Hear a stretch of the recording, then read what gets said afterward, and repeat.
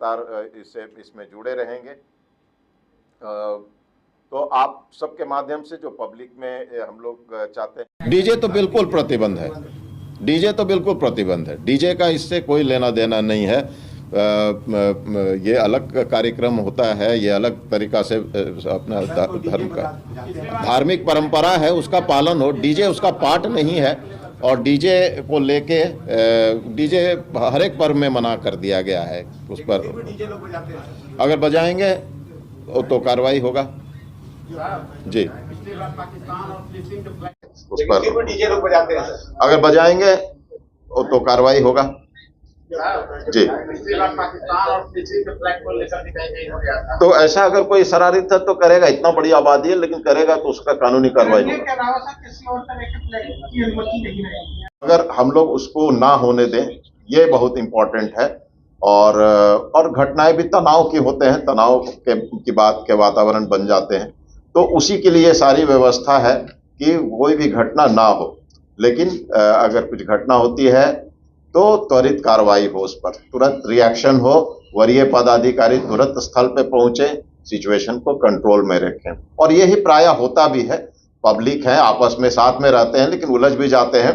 लेकिन अगर उलझते हैं तो तुरंत प्रशासन पहुंच जाती है और बात बढ़ने नहीं देती है, तनाव को तुरंत डिफ्यूज भी कर देती है। उसमें जो घटनाएं हुई है उससे क्या सीख लिया आपने, और जिन लोगों ने घटना करी की थी, क्या उनकी पहचान कर इस पर उनके विरुद्ध जो है गुंडापंजी या तमाम चीजें जो होती है उसके कार्रवाई किया है? जब भी ये घटनाएं होती हैं, पुलिस की तो बना बनाया एक परिपाटी है।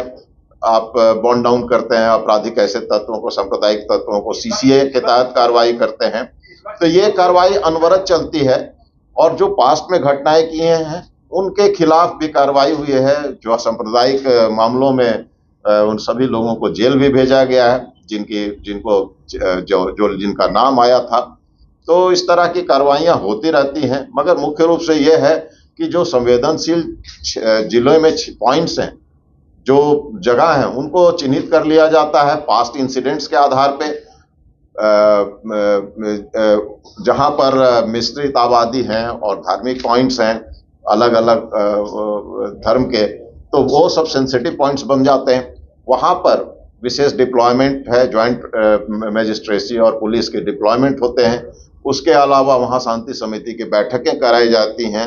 तो ये सब एहतियातन जो कार्रवाइयां हैं की जाती हैं।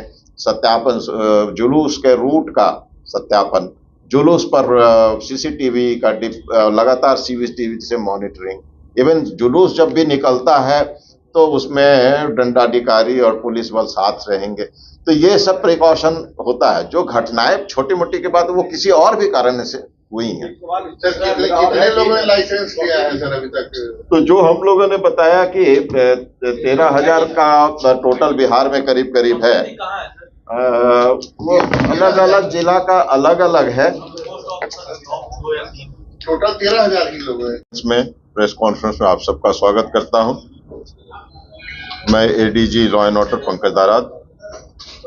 ये विशेष रूप से मुहर्रम को लेके ये आयोजित किया गया है, जिसमें जो मुहर्रम के चैलेंजेस हैं और जो जिला में कार्रवाइयां हो रही हैं उसका उल्लेख है। प्लस पब्लिक से भी कुछ रिक्वेस्ट करेंगे हम लोग, और वो आम पब्लिक तक आपके माध्यम से पहुंचे ऐसी आशा करते हैं। मुहर्रम जो है वो 5, 6 और 7 कल्मिनेशन जो है लास्ट 7 तारीख को है। और आप सबको पता है कि पैगंबर मोहम्मद साहब के नवासे इमाम हुसैन की शहादत को याद करते हुए मुस्लिम समुदाय में मुहर्रम को ऑब्जर्व किया जाता है दुख के साथ। पूरे बिहार में तकरीबन 13,719 तजिया जुलूस हैं और पिछले वर्ष के तुलना में आंशिक वृद्धि हुई है। ये सभी लाइसेंसी जुलूस हैं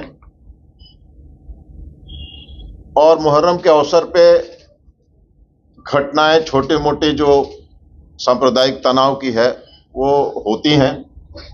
पिछले वर्ष भी करीब 22-23 छोटी मोटी घटनाएं हुई। उसके पहले के वर्ष में भी 21 घटनाएं हुई। तो इस तरह 20 से 24-25 छोटी मोटी घटनाएं होती हैं और उसको लेके हम लोग पूरी तैयारी में हैं कि इस तरह की घटना ना घटे और बहुत ही सौहार्दपूर्ण वातावरण में मुहर्रम जो है वो संपन्न कराया जा सके। पूरे बिहार में जो है पूरे बिहार के जिले जो है उस मुहर्रम के लिहाज से संवेदनशील हैं, लेकिन जो अत्यंत संवेदनशील जिले हैं वो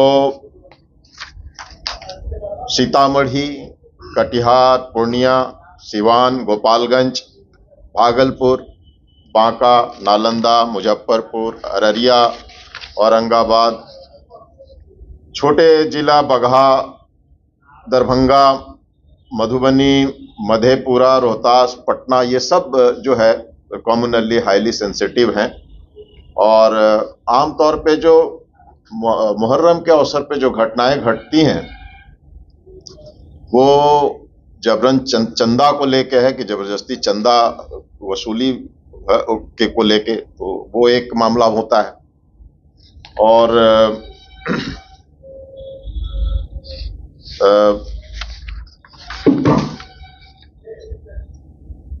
जुलूस के मार्ग को लेके होता है, उसको उसमें कि उसमें किसी प्रकार का कोई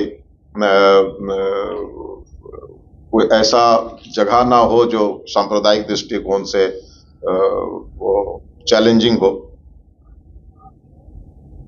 समुदाय विशेष के धार्मिक स्थलों के सामने गुजरने को लेके होता है। बहुत बार ऐसा है जिसमें कि कोई दूसरे समुदाय के धार्मिक स्थल हैं तो वहां पे जुलूस के क्रम में टीका टिप्पणी को भी लेके घटनाएं हुई हैं और धार्मिक उन्माद वाले नारा आदि को लेके दूसरे धर्म के धार्मिक भावनाओं को आहत करने वाले बातों से भी विधि व्यवस्था की समस्या उत्पन्न हुई है। तो पूरे जो राज्य में 40-38 जिला और 2 पुलिस जिला, ये सभी जगहों पे मुहर्रम को लेकर तैयारियां की जा रही हैं। मुख्य रूप से जो है इनको निर्देश है सभी जिला को कि जो भी सेंसिटिव उनके जिला में पॉइंट्स हैं, जहां प्लेसेस हैं, खास करके जहां मिश्रित आबादी वाले क्षेत्र हैं और जो संवेदनशील जगह हैं, उनको चिन्हित कर लिया गया है उनके द्वारा और वहां पर शांति समिति की बैठक कराना सबसे अहम बात है। और उन जगहों में पर जो संवेदनशील जगह हैं वहां पर जो हर एक स्तर पर शांति समिति की बैठक कराएंगे और ये हर एक जिला में हो भी रहा है। उसके अलावा जो जिले में कॉमनल नेचर के एलिमेंट्स हैं उन पर निरोधात्मक कार्रवाई और बंध पत्र बॉन्ड डाउन करना, ये दोनों कार्रवाई ज्यादा संख्या में करने का दिया गया है और सही तत्वों को चुन के करने का निर्देश दिया गया है। इसमें भी सभी जिला कार्रवाई कर रहे हैं। शांति समिति की बैठक के अलावा यह है कि जो जुलूस हैं वो सभी लाइसेंसी हों और बिना लाइसेंस के कोई भी जुलूस नहीं निकलेगा। ये एक स्पष्ट आदेश है मुख्यालय से। भौतिक मार्ग का सत्यापन, जिस रूट में जुलूस का मूवमेंट रहेगा उसमें किसी भी प्रकार का जो भी अगर इस तरह का कोई एलिमेंट है जिससे कि टेंशन बढ़ सकता है तो उस पर उसका पहले से तैयारी कर लेना। फिजिकल वेरिफिकेशन रूट का, जितने भी संवेदनशील स्थल हैं वहां पर जॉइंट डिप्लॉयमेंट मजिस्ट्रेसी और फोर्स का, उसके अलावा भी जो सेंसिटिव पॉइंट्स हैं वहां फोर्स की भी अलग से व्यवस्था। इन दिनों सोशल मीडिया पे बहुत तरह के उल्टी सीधी बातें भी लोग अपने डालते रहते हैं तो ऐसी जो भी बातें आएंगी, सभी जिला को निर्देश है कि सोशल मीडिया पर मॉनिटरिंग करते रहें। सोशल मीडिया का मुख्यालय स्तर पे भी सोशल मीडिया का मॉनिटरिंग होता है।